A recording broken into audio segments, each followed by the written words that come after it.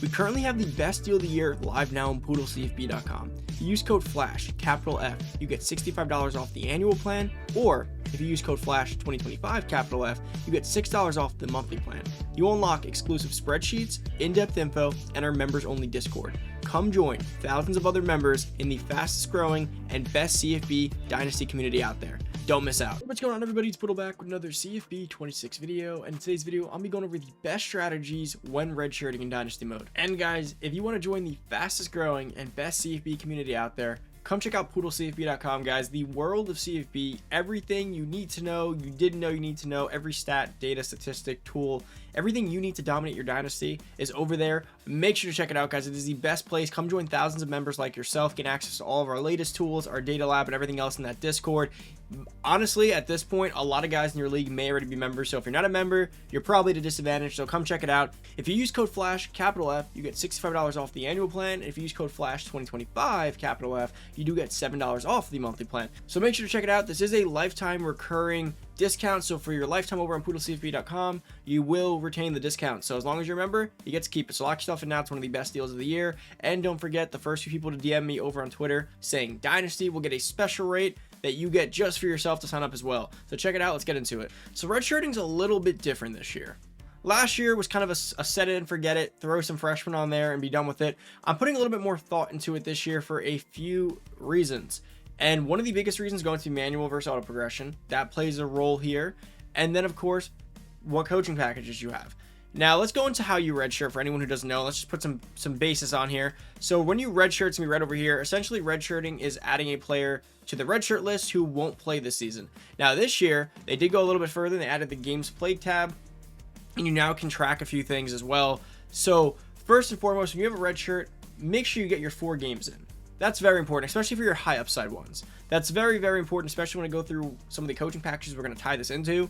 But let's say you have an elite dev freshman quarterback and you have a few games against like the FCS Pandas or some like free gimme wins. Make sure to get your elite dev quarterback on the field and try to really stat pad with him and get some extra skill points, especially if we have the right coaching packages on, because that's going to play a role. Now further, when redshirting and when trying to do this effectively, the first thing you want to do is go over to Dynasty Central, go over to league settings, and make sure you have it on, because right now it is broken. If your league has any amount of penalty in this progression penalty bar, any amount above 0, you essentially won't gain like any XP in season, and stat padding won't matter. So if you're going to be utilizing red shirts and trying to strategize and get them stats and build them, make sure you have auto progress players to on, and then you can always turn it off when it comes to training time. When it comes to the training results and you want to manually upgrade your players, that's fine. But for during the regular season, make sure you have it on auto. You could also strategize in a way where you put it on auto to play the game, and then after the game you turn it back to off, so you can manually use your skill points if you have enough in any given week. But make sure that is on. That is super important, or else your redshirt players won't get basically any XP from what they do in season. So that's the first thing.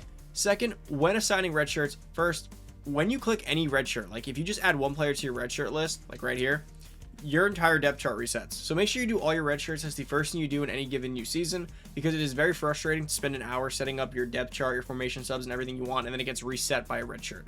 So make sure you do that. So when assigning red shirts, obviously you're looking for freshmen for the most part. Don't redshirt seniors. Don't redshirt sophomores. Juniors. The only time I'd ever recommend redshirting one of them is if you have a team like you're in a really bad team like Marshall, and you have a really good junior you like, and you know that you want to hold on to him for one extra season, or a good senior you like and you want an extra season, he's not going to be drafted, you could keep him for one extra year. But in most situations, I don't really recommend redshirting seniors or juniors. Really, you're going to be focusing on freshmen for this. And when doing this, you really want to be focusing on guys with dev traits of star or elite. A normal dev freshman, he's not really going to grow too high. I don't really see the benefit of redshirting him unless you have a specific coach package, which I'm going to go into in a little bit. If you don't set up your coach build a certain way, I don't think it's worth it. I'm going to go into a little bit later in the video on some of the coach packages and some of the combos that I would recommend keeping them there at. But for the most part, when redshirting, you're focusing on potential. Now remember, you do run this risk right here. Let's filter by freshman, and let's look at a few guys. This guy is a freshman star dev 79 overall. So the one issue you run into with freshman star dev who are basically already an 80 overall is that after 1 or 2 good years, they'll be draft eligible because of the red shirts. They'll be draft eligible as a redshirt sophomore, and that does mean that you might actually end up losing them earlier. Now, what you want to be doing is always assessing their actual play on the field, like their playability. So let's say we look at quarterbacks. Let's say you had a 72 overall freshman quarterback. Let's call him 72 overall, and he's elite dev. For me, while I do know he's going to grow really quickly, I'm not starting a 72 overall on the field at a top program like Oklahoma. So for me, I'm going to be redshirting, let's say, this freshman, because even if I wanted to play him, I won't. Now, let's look at a new situation where, let's say you're a school like Marshall, over, again, a 93 overall quarterback. Let's say you're a school like Marshall, and you have an 80 overall freshman elite dev quarterback, and your starter is an 84 overall senior. That means that they're basically already the same. I'm starting at elite dev quarterback day one, because even if I give him that redshirt year, he's just going to skyrocket in overall, and I'm essentially going to lose a year of playability. So what does that mean? A playability for me means, can they impact my game on the field right now? If my elite dev quarterback at 80 overall as a freshman could play versus my 84 overall senior on Marshall, essentially I'm wasting a year of playability by redshirting him, because the next year he'll be an 87 overall, 88 overall, and now he's 1 year out from the draft. So I'm only going to get him for his sophomore, and let's say his redshirt freshman and his sophomore year. And that's it. I get 2 years on the field. High level 2 years, but only 2 years. If I played him for his freshman, his sophomore, and his junior, I'd get 3 years out of him. So you have to understand that redshirting, while it's great for players that can't see the field, they don't have playability yet. That's what I'm going to call it. If you have a wider, like a halfback or a cornerback, I use this a lot for secondary players. If you have an elite dev freshman cornerback, but he is a 74 overall and he has bad man and zone, he's not touching the field for me, even with that platinum knockout, no matter how good it looks.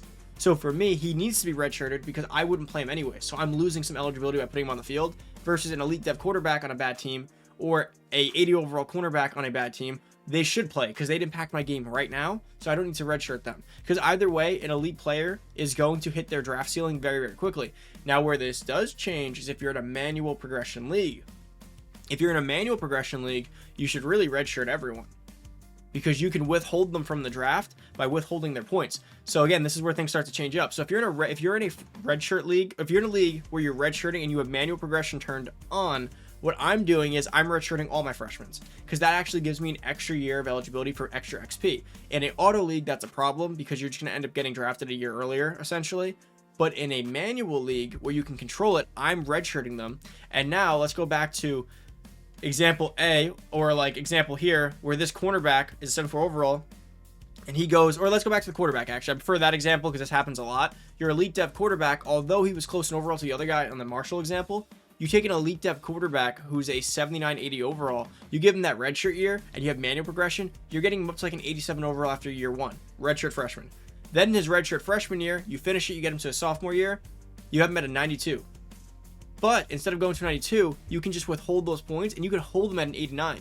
And because of manual progression, you can be very strategic about this. What you're going to want to do for certain positions, especially when trying to utilize this redshirts, you can upgrade all of his accuracy max, and he won't be an 87 overall. You can upgrade his accuracy and his power basically max, and he won't pass that 89 overall, 90 overall draft threshold. What's going to do it for a quarterback is finally upgrading their IQ and their health and a few other things, mainly their IQ. That's what upgrades very quickly on auto. So if you're on manual, what you want to be doing is just avoiding those key attributes that would upgrade their overall. So for halfback, let's say you had an elite guy like Tatum. What I would do is I'd come into the offseason, and the first thing I would upgrade is his quickness and his elusiveness, and then maybe his health. Well, he doesn't have health, but his elusiveness and his quickness, at least first. Then I would upgrade his physicals, and I would get shifty up, and I'd likely get like recoup and a few of these up. If you just get his speed up and his elusiveness up, and you get his shifty and other stuff up, he won't cross the 90 overall threshold, and he will remain undrafted. So if you're in a league where manual progression is a thing and it's accepted and it's allowed, manual progression allows you to basically redshirt your entire roster, and you should always do that. If you're in an auto league, you should be more strategic about the playability thresholds that I was telling you about, like are they playable now or not playable now, because you will essentially lose a year. But otherwise, normal dev players, I'm typically not redshirting unless, now let's go to the next part of this video with redshirt strategies. So let's go over to coach abilities, and this is where the redshirt thing kind of gets really crazy, especially with manual. So what I'm looking for, obviously motivator is great. We have tier 3, that's not what I'm worried about. What I'm worried about is two specific packages here. The first one being talent developer. Talent developer tier 1 through 3 is going to do a huge thing here. So tier 1 is for players getting drafted. So redshirting is great because you do get them a little bit extra XP and you get them drafted potentially at an earlier stage, and or in general, just give them more time to get drafted. So if you have this ability, I technically do want to redshirt a lot of guys because I want them to get drafted. And by redshirting them, you give them extra time to then build themselves up to be draftable. For even any player, even a normal dev player could benefit from this. Tier 2 is where it gets glitchy. Freshman and sophomore quarterbacks progress faster. So if you're rated as a sophomore below player, classified, you will get extra XP and they progress faster. That's why I'm noticing when I have tier 2 talent developer, I'm getting these freshmen from like 79 to 86 in the first year with manual progression. What this allows you to do is when you redshirt every player, even normal devs, and this is where I'm going to start redshirting normal devs, you essentially get them a freshman, a redshirt freshman, and then a sophomore. You get them 3 years classified under the Whisperer tier 2 talent developer ability. This is where it gets crazy. That's basically a way to get every player, even normal dev players, to draftable range as long as you have tier 2 talent developer. And then to take it a step further, tier 3 star maker. So in their freshman year and their redshirt freshman year, they benefit from Whisper and their sophomore year. But if you have them on their redshirt freshman and their freshman year getting all this XP, by their sophomore year, they're startable players. Now you take Star Maker and you cap them off and you just skyrocket these guys. So in those 3 seasons, you're going to absolutely blow these guys up in overall. And that's where I'm so interested in like even normal impact devs where I'm even redshirting them if you have this package. If you don't have packages like this, normal dev guys don't necessarily need to be redshirted. Just get them in there for depth. Get them in there because you're probably going to end up cutting them. And that's very, very important. Now, Architect also technically plays a role here. I'm personally not going in the Architect direction just yet. I'm still reworking some things, but not just yet. Because talent developer is more organic. Architect requires you to kind of play pretty well. I don't care for the skill caps as much this year with the way position changes work and skill caps breaking. Not exactly my biggest emphasis here. Additional XP for in-game goals, definitely good to stack with the other stuff, but requires you to actually, like, you need to pass for 350, pass for 450. If you can't pass, I'm not going to help you. And a 3-game win streak. Not everyone in a competitive league is going to win 3 games consecutively all the time. Some may never do it. But these also help out with the redshirt players, but they have to actually play. So that's why I'm not overly interested in it yet, because I see talent developer organically working while players redshirted. Same with motivator tier 3. I don't necessarily see architect doing it. One other thing that helps can be gains getter, increasing their dev trait. That could help too. Get some dev traits early in their career, which will just skyrocket their potential. But that's basically it when it comes to redshirting. Make sure you get your players in for their 4 games. Having Star Maker helps with that tier 3 Star Maker because you're going to get these players in for 4 games. And you have 4 games against these like the FCS, winnable, free, bingo free space games that you're going to be able to just go in and dominate and get these players some in-game in-season XP, plus get them progressing faster in their freshman sophomore year. That is the best way to utilize redshirt strategies and really dominate play progression. That's why I'm starting to really like the scale's about to tip for me to go all in on player development this year because it's pretty glitchy, especially with manual, but auto is just as good as well, guys. But that's about it for the video. If you want to know where we do all these studies and all the data and everything we do more in depth and get a little bit more in depth with some better strategies than even I could put on YouTube, because we have this stuff written down, all laid out for you guys to really just go through on your phone at work, after hours. Really the benefit of poodlecfb.com on top of what you get there is all the people who family, kids, long work week, they just want to load up at 7 o'clock, play their game, and know what the best things to do are. poodlecfb.com wraps it all into a nice bundle for you, makes it super simple. Announcements, ads, final thought, data lab, everything you need. Check it out, guys. If you're not already in there, your league mates probably are, and you're probably at a disadvantage. Code FLASH capital F gets you $65 off the annual plan, and code FLASH 2025 capital F gets you $7 off the monthly. Make sure to check it out, guys. It's a recurring deal, and like I said, I kid you not, there's people in there that bump into their league mates and they go, oh, you're in here too? And it's like, don't talk about it.